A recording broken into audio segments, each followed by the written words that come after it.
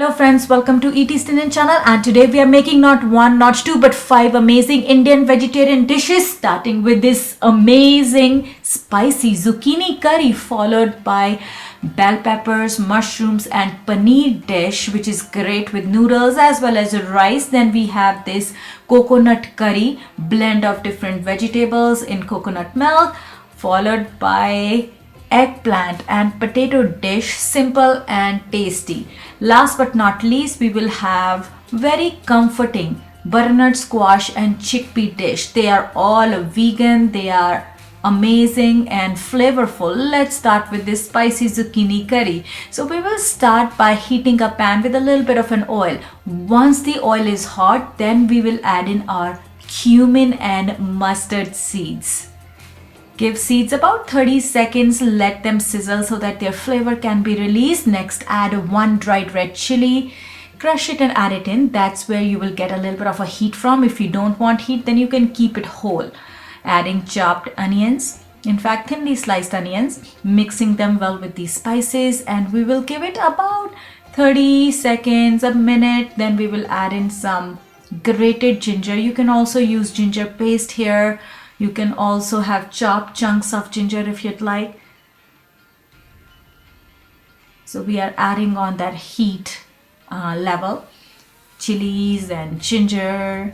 Next we will add in our zucchini pieces. Now I have removed the peel, but some people might want to keep the peel on. It's up to you. Sometimes peel can be a little better, so removing it makes it a little better in taste. Adding salt so that everything can cook quickly. Salt should be as per your taste. Turmeric, that's healthy, good for its antibiotic properties, and a little bit more chili powder, or you can use paprika here. Mixing everything together, allowing all these flavors to blend nicely. Next we are going to add, after a few minutes, once zucchini has been cooking, we will add in tomato paste, or you can use tomato sauce. I have added 1/3 cup of tomato sauce. I'm adding a little bit of water so that everything can come to a little bit of a boil. A little bit of flavor coming together. Once zucchini is tender, consider your dish to be done. Sprinkle it with some cilantro leaves on top, and that's it. Next we are going to make our bell pepper mushroom curry. Same kind of concept, but a very different taste profile because of the veggies that we are using. You get a little bit of protein from cottage cheese, lots of flavor from mushrooms and bell peppers. So heating a wok, we will add a little bit of oil in this hot wok, adding cumin seeds, that's jeera, letting it sizzle. A little bit of fennel seeds, so cumin, fennel, 1 dried red chili, a little bit of a heat, chunks of onions, garlic paste or chopped garlic. I have here crushed garlic that I have added in. Now we are adding bite-sized pieces of red peppers and green peppers. You can also use yellow and orange bell peppers as well. Mushrooms, giving everything a quick mix. This stir fry is so easy to put together, great with noodles, with rice. You can enjoy it as such on its own as well. A little bit of paprika or chili powder. Salt should be as per your taste. Turmeric. You will find the recipe details in the description below, and also if you like this video, please do share it with friends and family. Everything has been mixed well together. Now we will add in our cottage cheese pieces, that's paneer.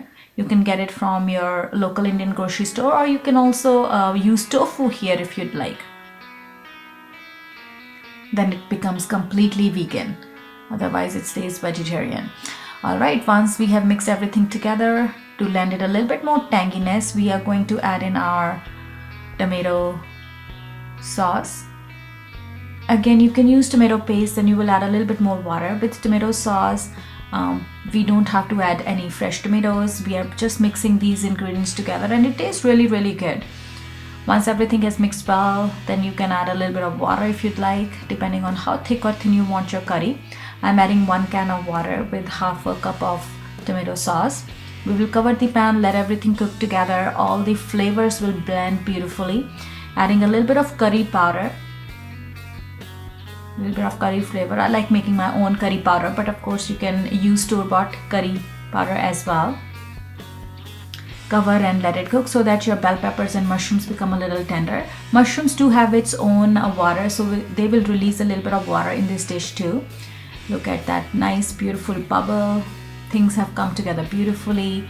Our bell peppers have become a little tender. You can continue to cook it as long as you want. I don't want them to be too tender. I still want a little bit of a crunch, a little bit of a bite. So finishing it off now with garam masala and kasuri methi, and of course cilantro leaves for a little bit of a garnish.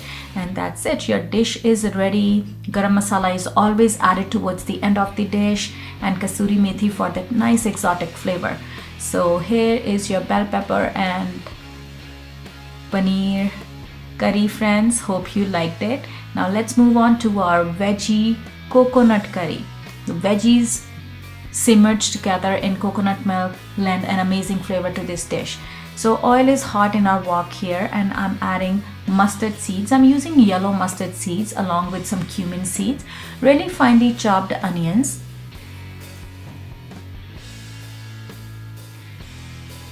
one dried red chilli, 1 teaspoon of minced garlic, minced ginger garlic paste can be used here too, salt as per your taste so that everything can cook beautifully together. The onions start to sweat when we add salt. Then we have our turmeric, that's haldi, mixing them well together, and you can see that the basic spices remain the same. The dish is something different. We are adding potatoes because they take a little longer to cook. So small chunks of potatoes are here. They taste really good in this curry. Give a nice bite to our dish. Next we will add in medley of vegetables that we want in our curry. So I have here some zucchini, bell peppers, cauliflower works really well too. So mixing them well. Now if you have frozen veggies, you don't have to worry, you can add them too. I'm also adding a cup of carrots, peas, some beans. You can also use corn. So mixing them well. So first we had cooked our fresh veggies, potatoes in the beginning, followed by other vegetables. A little bit of curry powder. Blend that nice curry-like flavor. So curry powder is a blend of different spices, just dry roasted and made in a powdered form. Once we've stirred and sauteed these veggies, we are adding 1 can of coconut milk. Cover the pot, let everything cook so that the veggies are tender. And once they are tender, then you consider your dish to be done, and then all we have to do is lend our finishing touches. So covering the pan, allowing the flavors to blend together. The aroma in our kitchen is absolutely amazing, and our potatoes are cooked, zucchini is tender, cauliflower tastes amazing. Now we are going to just finish it off with a pinch of garam masala and a little bit of a garnish with cilantro leaves. That's our veggie coconut curry. Friends, give it a try in your own kitchen and I'm sure that you won't be disappointed. So that was our third dish. Moving on to the fourth really easy dish. If you are planning a little feast, these dishes will work really well. So I have here baby eggplant, which we are going to convert into this flavorful dip of potatoes and eggplants. First, wash your eggplants, chop the stems off and then cut it into bite-sized pieces, thin pieces. Next, heat a pan, a little bit of oil in the pan, adding cumin seeds, jeera, that's the base of a lot of our dishes, and mustard seeds for that nice mustard-like flavor. This is brown mustard seeds. There are yellow ones as well. Again, you can use them interchangeably, a slight difference in the taste. Adding thinly sliced onions, giving them a quick mix, let them saute.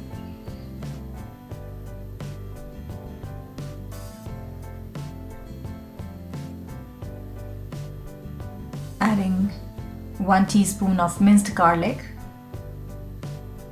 It helps in digestion, so we use it in a lot of our veggie dishes so that everything digests better. Turmeric for that beautiful yellow color. Salt as per your taste depending on the quantity you are cooking and a little bit of a heat. We are using paprika in this dish.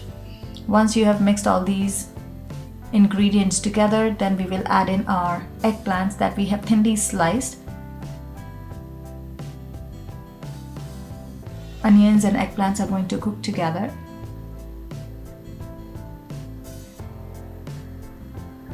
And you can see that eggplants and onions are almost the same kind of cut, all thinly sliced. So once we have mixed our potatoes and eggplants together, we will let everything cook until our eggplant is tender, potatoes are done. So cover it, let it all come together. After a few minutes, we will add in some curry powder.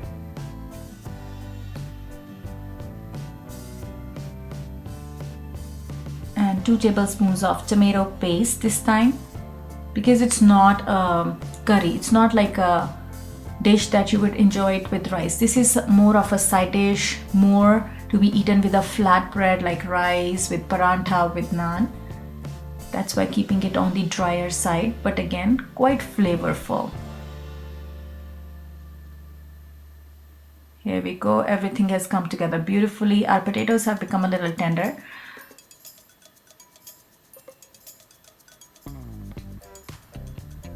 And that's it. Consider your dish to be done. Finish it off with some green onions, some cilantro leaves, and serve it with flatbread of your choice. I hope you like this recipe, guys. Give it a try. I'm sure that you will definitely like eggplant in this dish. Last but not least, we are using a pressure cooker for our chickpeas. So in a pressure cooker, I have heated some oil. I'm adding onions. You can see onions are sizzling right away, which means our oil was hot enough. Adding cumin seeds. Give everything a quick mix. Next, adding our butternut squash, bite-sized pieces. Butternut squash tastes really good in a curry along with chickpeas. It's almost like a stew. It becomes tender, it becomes creamy without the need to add any extra cream in the dish. So onions and butternut squash being sauteed together. Adding some garlic, good for digestion, good for that flavor. Minced garlic here. Another quick mix.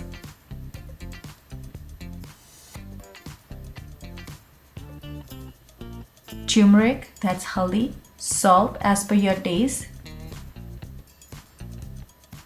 Chili powder or paprika depending on how much heat you prefer in your dishes. Cayenne pepper, chili powder more on the higher index. Paprika a little bit less hot. You can also use green chilies if you really like something super hot. Next, we are adding some fresh tomatoes. And everything will come together beautifully in this curry dish. Mixing the tomatoes well, let them become tender.